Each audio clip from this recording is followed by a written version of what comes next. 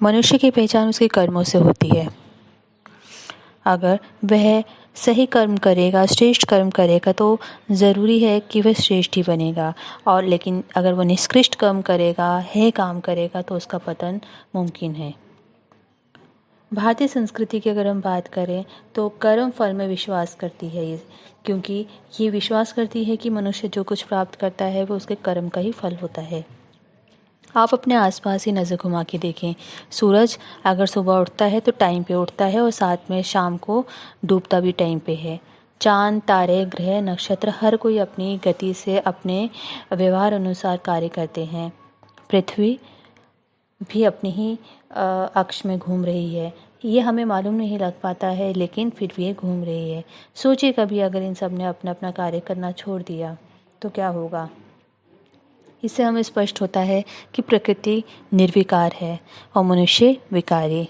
मनुष्य के अंदर छल कपट आ सकता है, लेकिन पृथ्वी के अंदर नहीं आता। मनुष्य अपने अंदर दोष, दुर्गुणों और कर्मों को बुलावा देता है, जिसके कारण गलत काम करता है। इंसान इतना कुकर्मी खुद बन गया है कि वह अक्सर दुखी रहता है। वो लालची हो गया है, उसको जितना भी दो हमेशा कम प्रतीत होता है। जैसे जैसे हम कर्म करते जाते हैं हमारा अभ्यास बढ़ता जाता है, इसलिए हमें कोशिश करनी चाहिए कि हम अच्छे कर्म करें, ताकि हमें अच्छे कर्म करने की और आदत पड़े। हम हमेशा सच्चाई के रास्ते में चलें और अच्छाई के रास्ते में चलें। तो हम इस वीडियो में जो आपको बताने जा रहे हैं वो शिव पार्वती संवाद है। इस संवाद के थ्रू शिव जी ने पार्वती को बताया कि हमारे कर्म हमारे सुख और दुख के लिए जिम्मेदार होते हैं। तो हम इस वीडियो की शुरुआत कर रहे हैं, लेकिन इस वीडियो की शुरुआत हम एक संस्कृत के श्लोक से कर रहे हैं, जिसका हिंदी में अर्थ होता है, जो मनुष्य कर्म में अकर्म देखता है और जो अकर्म में कर्म देखता है वह मनुष्य में बुद्धिमान है, योगी है और संपूर्ण कर्मों को करने वाला है। तो आइए शुरुआत करते हैं वीडियो की। एक बार की बात है, माँ पार्वती भगवान शिव से पूछती हैं कि भगवान, मैंने बहुत बार देखा है कि धरती पर आप जो दुखी है उसको और दुखी करते जाते हैं और जो सुखी है उसको आप और सुखी करते जाते हैं। आप ऐसा क्यों नहीं करते कि जो दुखी है उसको थोड़ा सुख दीजिए और जो सुखी है उसको थोड़ा सा दुख दे सकते हैं आप ऐसा क्यों करते हैं?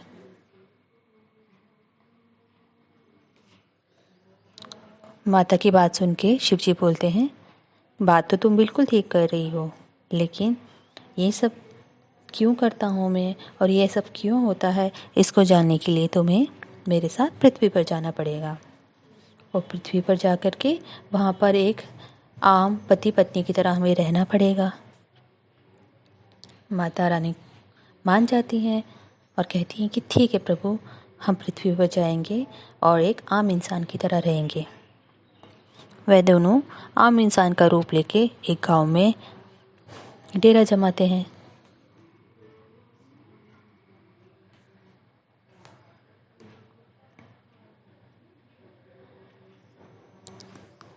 क्योंकि अब वो आम इंसान बन गए थे तो अब उनको सारे काम खुद करने पड़ रहे थे।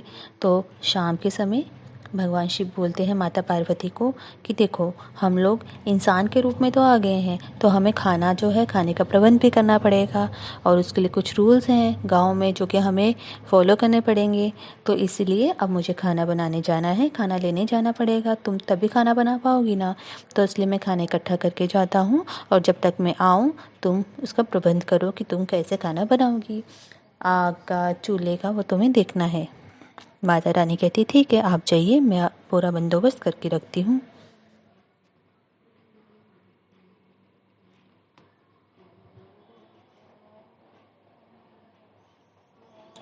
जब शिव जी चले जाते हैं, पीछे से माता रानी कुछ ईंटों को इकट्ठा करके एक चूल्हा बनाती हैं। वो ईंटों को इकट्ठा करने के लिए पास ही गांव में कुछ घर थे टूटे फूटे, वहाँ पर जाके वहाँ से ईंटें लेकर के आ जाती हैं। और जैसे ही उनका स्टोव रेडी हो जाता है, चूल्हा रेडी हो जाता है, भगवान शिव जी आते हैं बिना कुछ लिए। उनका हाथ खाली थे, उनको कुछ प्राप्त नहीं हो पाया था।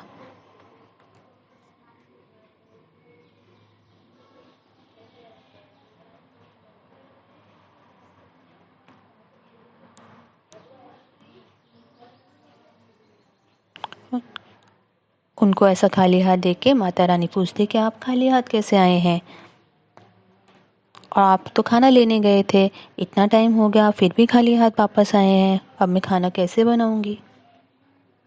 तो भगवान शिव उनकी बात को सुनते हैं और कहते हैं सही बोल रही हो।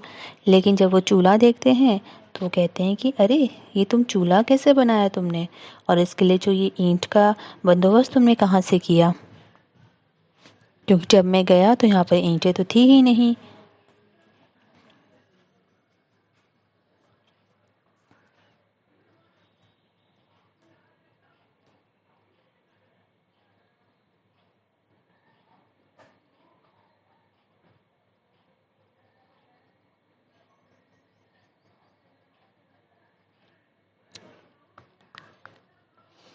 तो माता रानी कहती हैं प्रभु जब आप चले गए तो मैंने सोचा कि चलिए चूल्हा बनाते हैं, क्योंकि आप कुछ तो लेकर के आएंगे ही, तो मुझे पकाना तो पड़ेगा ही। तो मैं क्या किया, मैं पास के गांव में गई और वहाँ पर बहुत सारे घर ढूंढे। वहाँ उन घरों में कईयों के तो घर ऐसे थे जो बिल्कुल टूटने वाले थे, तो वहाँ पर कुछ लोगों के घर टूटे थे, तो मैं वहाँ से उनकी दीवारों में से ईंटें लेकर के आ गई। तो भगवान जी कहते हैं अरे जो घर ख़राब थे तुमने उसको और ख़राब कर दिया, जो घर सही कंडीशन में थे तुमने उस वहाँ से क्यों नहीं ईंटें लेकर के आए। तो माता रानी कहती है प्रभु जो लोगों के घर अच्छे थे वो इतने सुंदर घर थे कि मेरी उनको तोड़ने की हिम्मत ही नहीं हुई, भला कैसे मैं इतने सुंदर घरों को तोड़ के वहाँ से ईंटें लेकर के आती। तो उनके घरों को तोड़ना अच्छी बात नहीं है ना, क्योंकि वो ख़राब हो जाते, इसलिए मैंने सोचा जो घर टूटे हुए हैं पहले से मैं उन्हीं को ले आती हूँ वहाँ से ईंटें। तो भगवान कहते हैं पार्वती देखो तुम्हारी बात का जवाब तुम्हारे ही बात में मिल गया।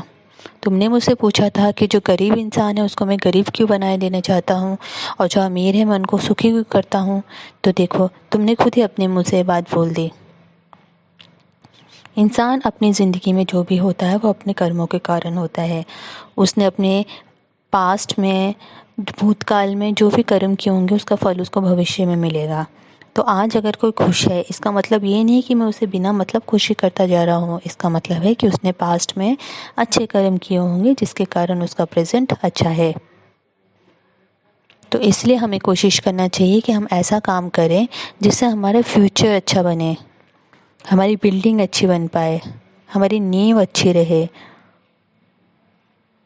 और इतना सुंदर घर बनाओ, इतनी सुंदर अपनी ज़िंदगी को बना दो कि किसी की हिम्मत ही ना हो पाए कि आपकी ज़िंदगी से कुछ भी एक छोटी सी ईंट भी हिला सके। तो thanks for watching this video. हमें उम्मीद है कि आपको ये अच्छी लगी होगी। प्लीज़ शेयर एंड सब्सक्राइब कीजिए।